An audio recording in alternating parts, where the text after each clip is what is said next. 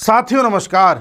साथियों सबसे पहले तो मैं माफ़ी चाहूँगा, इतने दिनों से कोई वीडियो नहीं आया क्योंकि मैं कहीं बाहर गया हुआ था, मुझे टाइम नहीं मिल पाया था। लेकिन अब वीडियोस लगातार आएंगे। आज हम चर्चा करेंगे किस तरह से अमेरिका और उसके आसपास के देश भारत के अगेंस्ट फैसले ले रहे हैं। अलग अलग इस तरह के टैरिफ लगाए जा रहे हैं जिससे भारत को नुकसान पहुँचाया जा सके और किसी भी तरह से भारत को प्रेशराइज करने की कोशिश की जा रही है, क्योंकि ट्रंप चाहते हैं कि एक इस तरह की डील भारत कर ले जिससे अमेरिका को और ट्रंप को फायदा हो जाए। भारत उनकी इस बात में आ नहीं रहा, भारत उनके किसी तरह की शर्त को मान नहीं रहा, लेकिन ट्रंप अलग अलग तरीकों से भारत को मनवाने की कोशिश कर रहे हैं। जिसमें एक नई खबर आई है कि अब मैक्सिको भी ये कह रहा है कि भाई हम भारत पर 50% टैरिफ लगाएंगे, जिससे भारत के जो ऑटोमोबाइल एक्सपोर्ट्स हैं उस पर $1 बिलियन का असर पड़ेगा। साहब अमेरिका तो अमेरिका, मैक्सिको भी उस लाइन में खड़ा हो लिया। एक खबर और है कि भाई ये जो तस्वीर है पुतिन जी के साथ, ये अमेरिका में खलबली मचाई हुई है और इस समय अमेरिका में जो विपक्षी दल है वो ये साफ साफ कह रहा है कि भारत के और अमेरिका के संबंध खराब हो चुके हैं। ये तस्वीर दर्शाती है कि भारत किस तरह से अब जियोपॉलिटिक्स में आगे बढ़ रहा है और ट्रंप ने भारत के साथ सभी संबंधों को सबसे निचले स्तर पर ले जाके खड़ा कर दिया है। सारी चीज़ें क्या हो रही हैं आप एक एक करके पहले सिंपल भाषा में समझिए, फिर मैं सभी के आपको लिंक्स दिखा दूंगा, प्रूफ दिखा दूंगा, है ना। देखिए हो क्या रहा है। सबसे पहले तो यूएसए ने क्या किया। ट्रंप एक ऐसे व्यक्ति हैं जिसके जो दिमाग में आ जाए वो कर देता है, ठीक है। ट्रंप को एक दिन ये लगा कि भाई मुझे चाइना के ऊपर और इंडिया के ऊपर टैरिफ लगाने चाहिए। पहले चाइना की बात करते हैं। तो इन्होंने चाइना पर टैरिफ लगा दिए। चाइना ने कहा अच्छा तुम टैरिफ लगा रहे हो। चाइना ने बदले में क्या किया, अमेरिका से जो एक्सपोर्ट्स आते थे उन पर काफी हद तक रोक लगा दी, जिसमें एक बड़ा व्यापार सोयाबीन का प्रभावित हो गया जो यूएसए से चाइना में आता था। अब यूएसए में कई सारे फार्मर्स ऐसे हैं जो बड़े बड़े फील्ड्स में सोयाबीन का उत्पादन करते हैं और वो सोयाबीन बड़े स्तर में चाइना एक्सपोर्ट होता था। अब ट्रंप ने जब टैरिफ लगाया, चाइना ने फिर काउंटर स्टेप लिया, तो उसके बाद ये सोया को खरीदेगा कौन। वो सब के सब फार्मर अपना सोया लेके बैठे रहे। ट्रंप को याद आया कि यार ये तो मैं गड़बड़ कर गया। अब उन फार्मर्स का जो गुस्सा है वो ट्रंप की तरफ निकल रहा है और वो सारे के सारे फार्मर ऐसे हैं जो ट्रंप के ही वोटर हैं। अब ट्रंप को समझ में नहीं आ रहा कि इस सोया का मैं करूं क्या। अब ट्रंप ये चाहते हैं कि इस सोया को इंडिया खरीद ले। सोया के साथ और भी एग्रीकल्चर प्रोडक्ट हैं जिस पर असर पड़ा है और वो ये चाहते हैं कि इंडिया न खरीद दे। इंडिया क्यों खरीद ले भाई? इंडिया अपने फार्मर्स का आइटम नहीं खरीदे। हमारे किसानों को ऑलरेडी इतना घाटा हो जाता है, हमारे किसानों की आय अभी भी बहुत कम है। हम अपने किसानों को मजबूती देने के बजाय तुम्हारे किसानों का आइटम खरीदें, क्योंकि तुम्हारे किसानों का आइटम बिक नहीं रहा और वो भी तुम्हारे एक फितूर के चक्कर में। हम वो खरीदने को तैयार ही नहीं है। ट्रंप चाहते हैं कि हम कैसे भी खरीदें। तो वो जो ट्रेड डील होनी है भारत और यूएसए के बीच में, वो डील यही है कि हम कुछ उससे खरीदेंगे, वो कुछ हमसे खरीदेगा। कुछ इस तरह की बात होनी है जिसमें अमेरिका पीछे पड़ा हुआ है कि हम उसका एग्रीकल्चर उत्पादन खरीदें। हम नहीं खरीदना चाहते। हम अभी तक इस डील पर पहुंचे ही नहीं है। ये डील अभी हमने क्लोज करी ही नहीं है, अभी भी नेगोशिएशंस चल रहे हैं। अब हालांकि ट्रंप ने इस बीच भारत पे भी टैरिफ लगा दिया, 50% टैरिफ भारत पे भी लगा हुआ है। भारत उस टैरिफ के साथ भी अपनी इकोनॉमी को आगे बढ़ा रहा है और आप जानते हैं किस तरह से 8% से भी ज़्यादा हमारी ग्रोथ रेट चल रही है। एक चीज़ पर गौर और करिएगा, मैक्सिको चाइना पर भी टैरिफ लगाने की बात कर रहा है। इस पर मैं बाद में आऊँगा, पहले मैं आपको एक चीज़ दिखाता हूँ। देखिए अभी एक खबर चली कल की कि यूएस के ऑफिशियल्स कह रहे हैं कि इंडिया एक best ever trade deal offer कर रहा है, बट अभी भी क्रैक नहीं हो पा रही है। भारत ने भी कुछ एक डील तैयार करके यूएसए को ऑफर करी कि भाई इस पर नेगोशिएशन कर लो। यूएसए अभी भी इस पर फाइनलाइज नहीं कर पा रहा है, लेकिन यूएस के ऑफिशियल कह रहे हैं कि भाई बहुत अच्छी डील भारत दे रहा है। लेकिन ट्रंप तो ट्रंप है, वो मान ही नहीं रहे। अब भारत डील क्लोज क्यों नहीं कर रहा? क्योंकि भारत इंतजार कर रहा है एक टाइम का। अभी यूएसए की सुप्रीम कोर्ट ट्रंप की जो ये टैरिफबाजी चल रही है इस पर फैसला सुनाने वाली है कि ये टैरिफबाजी सही है या गलत है। भाई यूएस में आप राष्ट्रपति बन गए, इसका मतलब ये थोड़ी है कि एक सुबह आपको ख्याल आया कि अच्छा उस देश पर टैरिफ लगा देता हूं, चलो लगा दिया। आपके ऊपर भी कोई है जो आप पर नज़र रखे हुए है। तो ये सुप्रीम कोर्ट ट्रंप के टैरिफ पर फैसला लेने वाली है और हो सकता है ट्रंप के टैरिफ हट जाएं पूरी तरह से या काफ़ी हद तक नेग्लिजिबल हो जाएं। इस तरह का फैसला सुप्रीम कोर्ट सुना दे, और अगर इस तरह का फैसला सुना दिया फिर तो कोई बात ही नहीं है। तो भारत इंतजार कर रहा है इस फैसले का। और कई बड़े विशेषज्ञ ये कह भी रहे हैं कि भाई यूएस की सुप्रीम कोर्ट हो सकता है एक डिसाइसिव वाइल्ड कार्ड बनकर के सामने आए इंडिया यूएस ट्रेड डील के अंदर।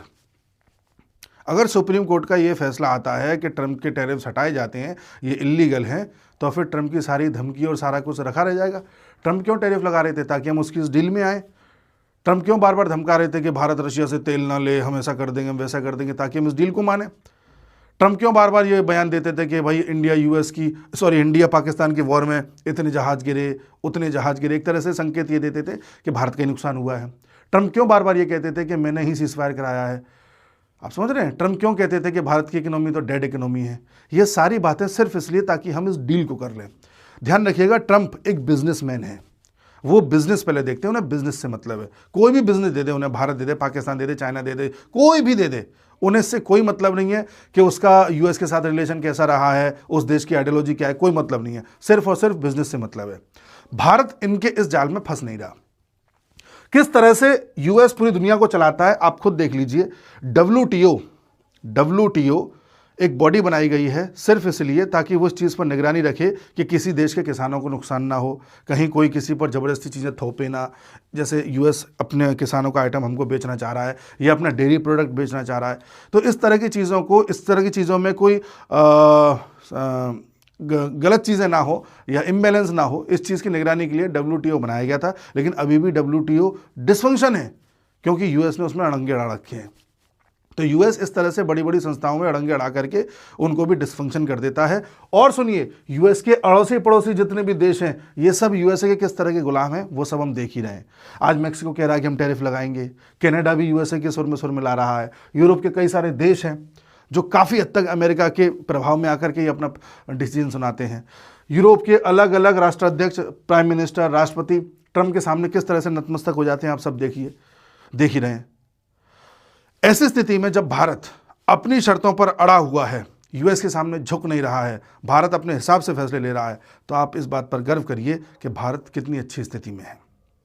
मैं बात किसी एक विशेष सरकार की नहीं कर रहा, कोई भी सरकार हो, ये भारत की विशेषता है कि आज हम इतनी बड़ी इकोनॉमी है, आज हम जनसंख्या में भी काफ़ी हद तक बड़े हैं, मार्केट भी बहुत बड़ा है, और हमने इस तरह का बैलेंस बनाया हुआ है, इस तरह की ग्लोबल नीति बनाई हुई है कि हमें कोई एक देश इस तरह से झुका नहीं सकता। तो इसीलिए हम इंतज़ार कर रहे हैं सुप्रीम कोर्ट के फैसले का। ठीक है, एक चीज़ मैं आपको और बताता हूँ हो क्या रहा है। और देखिए, मैक्सिको कह रहा है कि हम लगाएंगे 50% टैरिफ। मैक्सिको लगभग 50% टैरिफ चाइना पे भी लगाएगा। उधर यूएस पाकिस्तान को $686 मिलियन दे रहा है, जिससे कि पाकिस्तान के F-16 जो जहाज हैं, जो यूएस ने ही दिए थे, उनको अपग्रेड किया जा सके और 2040 तक उन्हें चलवाया जा सके बढ़िया तरीके से। जी, पाकिस्तान की एयरफोर्स को मजबूत करने के लिए यूएस उनको फंड दे रहा है। वैसे तो यूएस के पास पैसे नहीं है, ट्रंप पर होते रहते हैं हम पे पैसा नहीं है, हम पे पैसा नहीं है, H-1B वीज़ा कम करो, ये करो, वो करो, गोल्ड कार्ड निकाल दो। अब इनके पास इतना पैसा है कि पाकिस्तान को ये फंड कर रहे हैं। आगे देखिए, IMF के बोर्ड ने पाकिस्तान को $1.2 बिलियन का फंड रिलीज कर दिया है। यह भी कब? जब पाकिस्तान पुराना नहीं लौटा पाया है। यानी IMF पाकिस्तान को और कर्ज दे रहा है कि भाई अपने जो भी पोर्ट्स वगैरह तुम्हारे टूटे थे, जितना भी स्ट्राइक हुई थी, उन सबको मरम्मत करा लो, और भी अगर कोई अपग्रेडेशन चाहिए हो तो कर लो, कहीं से कोई हथियार खरीदने हो तो हथियार खरीद लो। आप खुद देख लीजिए, WTO किस तरह से अमेरिका के प्रभाव में काम नहीं कर रहा, IMF किस तरह से अमेरिका के प्रभाव में लोन पकड़ा रहा है, UN तो किस तरह से अमेरिका का गुलाम है। अब आप देख लीजिए। और फिर बात करी जाती है इस देश में डेमोक्रेसी की, ठीक है, फ्रीडम ऑफ प्रेस की और ह्यूमैनिटी की। ये सारे जो शब्द यूज़ किए जाते हैं हमारे देश में, इन शब्दों को यूज़ करके यहाँ नैरेटिव चलाए जाते हैं, जिससे कि उन सब बातों को यहाँ पर थोपा जा सके जो वेस्ट चाहता है। मैं डेमोक्रेसी, लिटरेसी और फ्रीडम ऑफ प्रेस इनके खिलाफ नहीं हूँ, पर जो आंकड़े हमें और आपको दिखा करके बरगलाया जाता है, वो सब आंकड़े वेस्ट से तैयार होकर आते हैं। और वेस्ट इन सब बड़ी बड़ी बॉडीज़ में कितना प्रभावशाली आप देख रहे हो, तो वो आंकड़े तो क्या ही हैं। एक रोज़ आप उठते हो और आप देखते हो कि भाई डेमोक्रेसी में भारत बहुत नीचे चला गया, तो आपको चिंता होने लग जाती है। एक रोज़ आप उठते हो, आपको पता चलता है फ्रीडम ऑफ प्रेस तो बहुत कम हो गई है, तो आप टेंशन में आ जाते हो, फिर आप अपनी सरकार के खिलाफ हो जाते हो। तो भाई जो लोग रैंक निकाल रहे हैं वो कौन है? गोरे लोग हैं। वो कुछ भी रैंक निकाल सकते हैं, आपको बरगला सकते हैं, और आप अपनी सरकार के खिलाफ हो जाते हो। फिर आप ऐसी सरकारें ले आते हो जो उनके अनुसार काम करती हैं। तो इन सब चीज़ों से बचें। मैं ये सब आंकड़े आपको इसलिए दिखा रहा हूं कि देख लो किस तरह से वेस्ट अपने प्रभाव में या यूएसए अपने प्रभाव में दुनिया को चलाता है। इस प्रभाव में आने से बचें। और देखिए साहब, पाकिस्तान सिर्फ अमेरिका से अपनी एयरफोर्स को ही मजबूत नहीं कर रहा है, बल्कि चाइना से अपनी नेवी को भी मजबूत कर रहा है। और अगले साल ये अपनी सबमरीन्स को डिप्लॉय कर देगा जो कि चाइना से प्राप्त कर रहा है। यूएस को इसमें भी कोई दिक्कत नहीं है। अब भाई पाकिस्तान को इतना मजबूत किसके लिए किया जा रहा है बताइए? जाहिर सी बात है, भारत के लिए। ठीक है, किस तरह से चल रही है दुनिया, देख रहे हैं आप। उसके बाद ये जो कांग्रेसमैन है, यूएस में कांग्रेस वुमेन है, सॉरी मैन नहीं, सिडनी कामलेगर डोव, इन्होंने इस तस्वीर की चर्चा करते हुए पूरी कांग्रेस में ये बताया कि देखो किस तरह से भारत और रशिया नज़दीक आ रहे हैं, किस तरह से मोदी और पुतिन अपनी जुगलबंदी दुनिया को दिखा रहे हैं, और किस तरह से भारत और यूएस के संबंध बिल्कुल लोएस्ट लेवल पर आ गए हैं ट्रंप की वजह से। तो बात इनकी ये भी सही है। ठीक है, इसके अलावा ये मैंने आपको बता ही दिया, सुप्रीम कोर्ट वाला भी बता दिया। उसके बाद ट्रंप ने अपने फार्मर्स को सपोर्ट करने के लिए, सोचो उनके फार्मर्स का माल बिक नहीं रहा है, इसलिए ट्रंप ने उनको सपोर्ट करने के लिए $12 बिलियन फंड रिलीज किया है। कितना ज़्यादा उनको दिक्कत का सामना करना पड़ रहा है, और सोयाबीन एक्सपोर्ट तो क्रैश कर गया है 78% तक, इसलिए ये पूरा प्रभाव। अच्छा, आप ये कहेंगे कि ट्रंप ने सोचा नहीं था चाइना पे कोई भी टैरिफ लगाने से पहले कि चाइना अगर काउंटर टैरिफ लगा देगा तो मेरे फार्मर्स का क्या होगा? नहीं सोचा था। इतना ही सोच लिया होता तो फिर ट्रंप ना होते। समस्या तो यही है। अच्छा, भारत यहां पर भी ये देख रहा है कि बस कोई एक सिचुएशन ऐसी आ जाए जहां पर भारत एकदम अपना पंजा दबा दे। भारत उस एक पॉइंट का इंतजार कर रहा है जहां पर भारत अपना दांव खेल दे एकदम और सामने वाला पछाड़ खा जाए। वो पॉइंट क्या हो सकता है बताऊंगा अभी। भारत ये भी देख रहा है कि अभी सिर्फ एक ट्रंप है जो इस तरह के फैसले लेकर के पूरी जियोपॉलिटिक्स को बिगाड़ रहे हैं। ये ट्रंप कब तक हैं? 2-2.5 साल और है, 2-3 साल और है, इनका कार्यकाल खत्म हो जाएगा, फिर कोई और आएगा। तो एक सरफिरे राष्ट्रपति की वजह से भारत अपने संबंधों को यूएस के साथ पूरी तरह से खत्म करना नहीं चाहता। यह एक मैच्योर देश की निशानी होती है। तो भारत बड़े सदके और बड़े पेशेंस के साथ कदम उठा रहा है। ठीक है जी।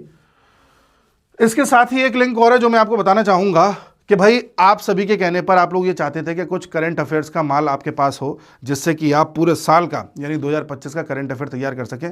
तो मैंने खुद एक किताब तैयार करी है, नाम लिखा है, आप देख सकते हैं एक किताब तैयार करी है जिसमें पूरे साल का हर सेक्टर का करंट अफेयर है, जिसको पढ़ करके, जिसको रट करके आप किसी भी एग्जाम में जा सकते हैं, चाहे यूपीएससी दे रहे हो, चाहे आप पीसीएस दे रहे हो, एसएससी हो, बैंक हो, क्लर्क हो, सीयूईटी हो, एमबीए हो, आरआरबी हो, एनडीए हो, सीडीएस हो, सीएपीएफ हो, सीआरपीएफ हो, कोई भी हो। इसमें वन लाइनर्स भी हैं, रटने वाले फैक्ट भी हैं, डिटेल्ड जानकारी भी है जिस टॉपिक की जानकारी होनी चाहिए, और साथ ही इसमें आपको स्टैटिक पोर्शन का भी एक हल्का सा रिवीजन वाला पोर्शन दिया गया है जिससे कि आप अपना स्टैटिक भी जल्दी से रिवाइज कर सकें। मैं आपको इसमें इंडेक्स दिखा देता हूँ।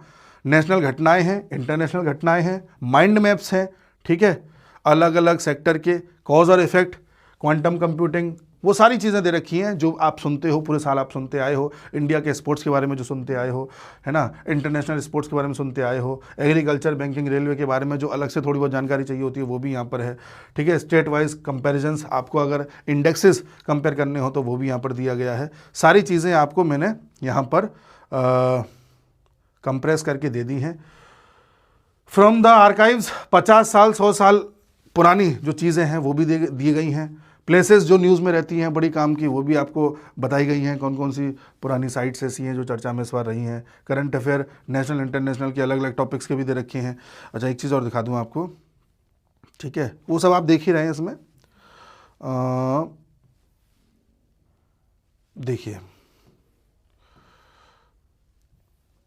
कुछ की इवेंट्स भी हैं। जैसे जनरल नॉलेज में कुछ स्टैटिक पोर्शन होता है, history, polity, geography, agriculture, railways, ecology, environment, economy. तो आदमी ये चाहता है कि भाई एक ही किताब में मैं स्टैटिक पोर्शन भी ऐसा इतना कर लूँ कि मेरा एक रिवाइज हो जाए, तो वो भी यहाँ पर दिया गया है। उसका भी मैं आपको एक उदाहरण दिखा देता हूँ। देखो ये पॉलिटी का थोड़ा सा है, आप देख सकते हो, ठीक है। तो अगर आप इस किताब को मंगवाना चाहते हैं तो आप अमेज़ॉन पर जा सकते हैं, वहाँ पर आपको ये 24% के डिस्काउंट पर अभी मिल जाएगी। हमारे द्वारा लिखी गई है, अभी ये इंग्लिश में अवेलेबल है और बड़ी आसान भाषा में है, कोई भी भाषा वाला इसे समझ सकता है। तो इसके द्वारा आप अपनी तैयारी को और अच्छा कर सकते हैं, ठीक है। तो आप लोगों की इस समस्या का भी समाधान कर दिया। जो लोग मेरे से कमेंट करके, मैसेज करके पूछते थे कि भाई करंट अफेयर कैसे करें, तो मैंने कहा भाई ये किताब लाते हैं पूरे साल भर की, तो वो ये है, ठीक। अब आपको आगे की कहानी में बताता हूं। देखो अभी भारत इंतजार क्या कर रहा है और यूएस क्या करने वाला है। यूएस एक ट्रेड डील कह लीजिए या ट्रेड एग्रीमेंट कह लीजिए करना चाह रहा है मेक्सिको और कनाडा के साथ।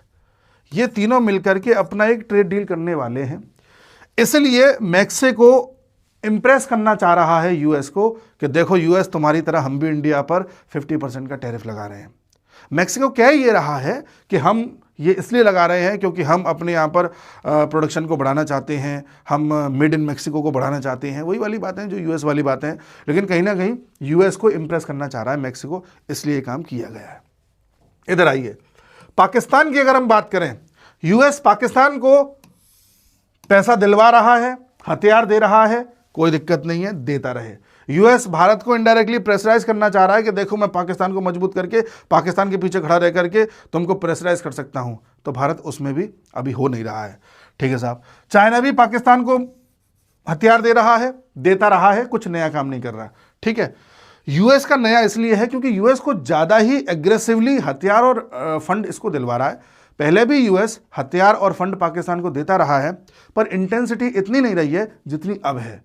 चाइना हमेशा से देता आया है, तो वो उसी क्रम में अभी भी दे रहा है। तो चाइना की तरफ से हमें बहुत ज़्यादा कुछ नया सोचने की ज़रूरत नहीं है, यूएस की तरफ से सोचने की ज़रूरत है। भारत इंतजार कर रहा है यूएस के सुप्रीम कोर्ट के फैसले की, वो फैसला क्या आता है। जहां तक ये वो फैसला ट्रंप के अगेंस्ट ही आएगा। और साथ ही भारत इंतजार कर रहा है पाकिस्तान की, क्योंकि पाकिस्तान के सिंध में इस समय बहुत बड़े स्तर पर लोग प्रोटेस्ट कर रहे हैं। कारण है पानी न मिलना, कारण है एग्रीकल्चर बर्बाद हो जाना, कारण है फंड न मिलना। फंड पानी और एग्रीकल्चर पे क्यों ध्यान नहीं जा पा रहा है सिंध पर पाकिस्तान का, क्योंकि इस समय जो पंजाबी जितने भी हैं, ये आर्मी वाले और जितने भी ऑफिशियल्स हैं, ये लगे हुए हैं अफगानिस्तान को रोकने में, टीटीपी को रोकने में और बलोच को रोकने में। यहाँ अपने आप में आफत आई हुई है। तो पाकिस्तान एक बार में कहाँ कहाँ देखे, और इमरान खान के सपोर्टर भी गर्म बैठे हुए हैं, वो किसी भी वक्त फूट सकते हैं। तो भारत इस समय पाकिस्तान का भी इंतजार कर रहा है कि यार यहाँ पर कुछ हो जाए, कोई बड़ा प्रोटेस्ट हो जाए। भारत उधर के सुप्रीम कोर्ट का इंतजार कर रहा है कि यार वहाँ का क्या फैसला आए, आप समझ रहे हैं। और साथ ही भारत अपने ट्रेड को डाइवर्सिफाई भी कर रहा है, यूरोप के साथ डील्स कर रहा है। इधर आप देखें पुतिन के साथ, अभी रशिया के साथ भी डील्स चल रही हैं। इधर साउथ ईस्ट एशिया में भी भारत डील्स कर रहा है। भारत अपने डील्स को भी डाइवर्सिफाई कर रहा है।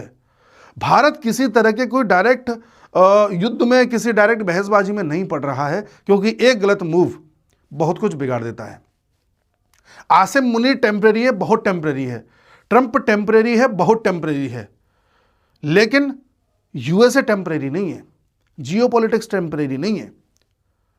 हमने एक गलती करी है, हमें इस पर विचार करना चाहिए कि जब हमने ऑपरेशन सिंदूर के बाद पाकिस्तान को 2-3 दिन तक मार लगाई थी, उसके बाद हम एकदम से रुक गए पाकिस्तान के कहने पर। हमें नहीं रुकना था, हमें उसको एटलीस्ट इतना बर्बाद कर देना चाहिए था कि उसकी बर्बादी दुनिया को दिखाई दे।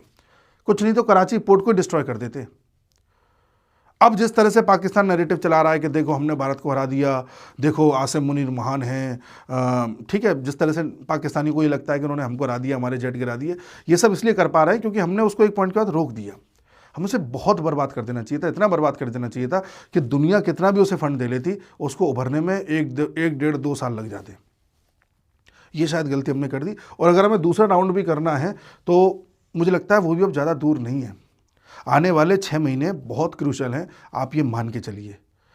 आने वाले इन्हीं 6 महीने में आप देखोगे अमेरिका की अर्थव्यवस्था और नीचे जाएगी। इन्हीं 6 महीने में आप देखोगे पाकिस्तान में और ज़्यादा प्रोटेस्ट होंगे। इन्हीं 6 महीने में आप देखोगे, जो मैं बोल रहा हूँ कि जो भारत इंतजार करना है ना सुप्रीम कोर्ट का, इसका उसका, 5-6 समीकरण ऐसे हैं जिसका भारत इंतजार कर रहा है, वो इन 6 महीने में हो लेंगे।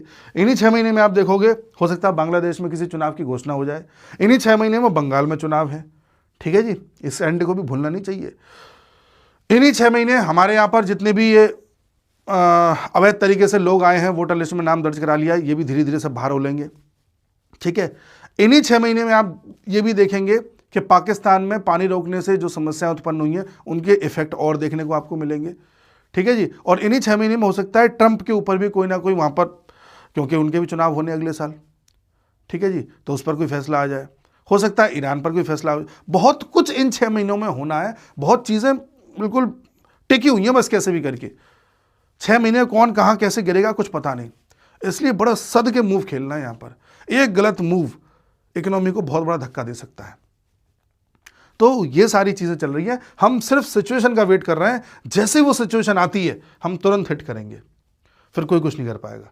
फर्ज करो कि सिचुएशन ऐसी आ जाए, यहाँ की कोर्ट इनके अगेंस्ट फैसला दे दे, यहाँ एकदम प्रोटेस्ट बिल्कुल चरम सीमा पर पहुँच जाए, हो सकता है पाकिस्तान हमारे यहाँ कोई हिमाकत करे जिसके बाद हम भी स्टार्ट हो जाए, हो सकता है उधर बांग्लादेश कुछ करे, कुछ भी हो सकता है। We are waiting for that particular moment जहाँ पर चीज़ें मोर देन 50% हमारे फेवर में आ जाए, फिर आप देखिएगा भारत क्या करता है। तो आप में से कई लोग इम्पेशेंट हैं कि भाई ऑपरेशन सिंदूर पार्ट 2 कब होगा, पाकिस्तान कब टूटेगा। ये चीज़ें इतनी आसान नहीं होती कि जब हमने चाह लिया तब हो जाए, हमें सिचुएशंस का इंतजार करना होता है। और आप यकीन मानिए सिचुएशन हमारे फेवर में बन रही हैं, अभी बन रही हैं। तो ये सारा एक पूरा सिनेरियो चल रहा है। उम्मीद है मैं समझा पाया हूँगा। बाकी मिलते हैं अगले वीडियो में। किसी को लिंक चाहिए हो तो मैंने डिस्क्रिप्शन में दिया हुआ है वहाँ से, और कमेंट बॉक्स में पिन किया हुआ है, वहाँ से किताब का लिंक ले सकता है। बाकी अगले वीडियो में चर्चा करेंगे, तब तक के लिए नमस्कार।